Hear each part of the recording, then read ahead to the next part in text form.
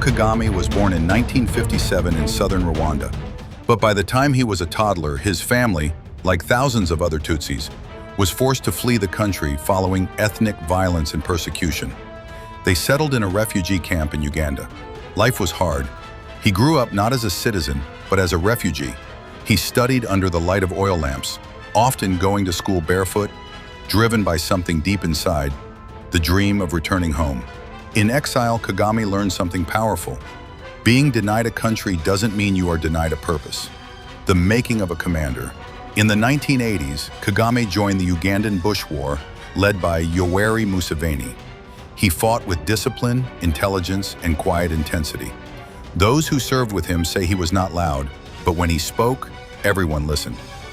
After Museveni came to power in Uganda, Kagame helped form a disciplined force of exiled Rwandans, the Inkotanyi, under the banner of the Rwandan Patriotic Front, RPF. They were not fighting to conquer.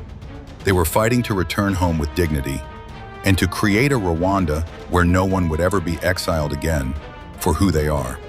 The genocide and the unbreakable resolve. In 1994, the genocide against the Tutsi erupted. Kagame was the commander of the RPF forces. He immediately launched a coordinated campaign, not only to seize control of the country, but to stop the slaughter. The international community failed Rwanda. The UN pulled troops, the world issued statements. Kagame issued orders.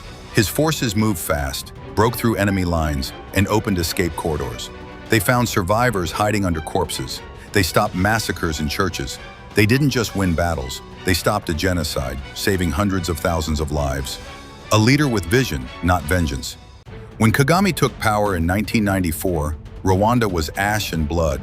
No government, no money, orphans filled the streets, mass graves filled the hills. Many expected vengeance, but Kagame preached reconciliation. He knew the country needed justice, but not endless revenge. Under his leadership, Gacaca courts were launched to promote community justice and healing. Ethnic identity cards were abolished. He emphasized unity, discipline, and nation building. Kagame's message was clear. We are not Hutu or Tutsi anymore.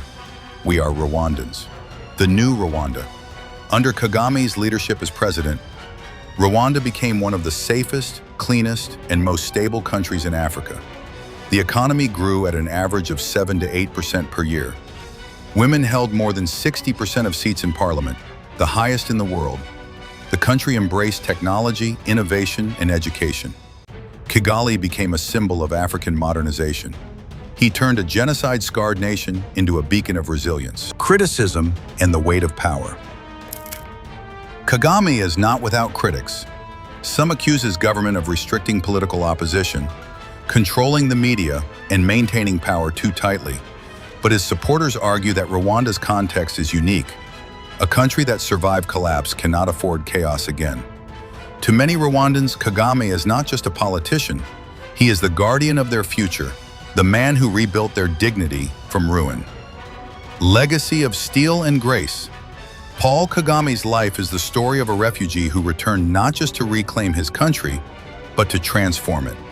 He fought a war to stop a genocide. He led a peace to build a future. And he made it clear to the world, Rwanda is not a story of tragedy, it is a story of triumph.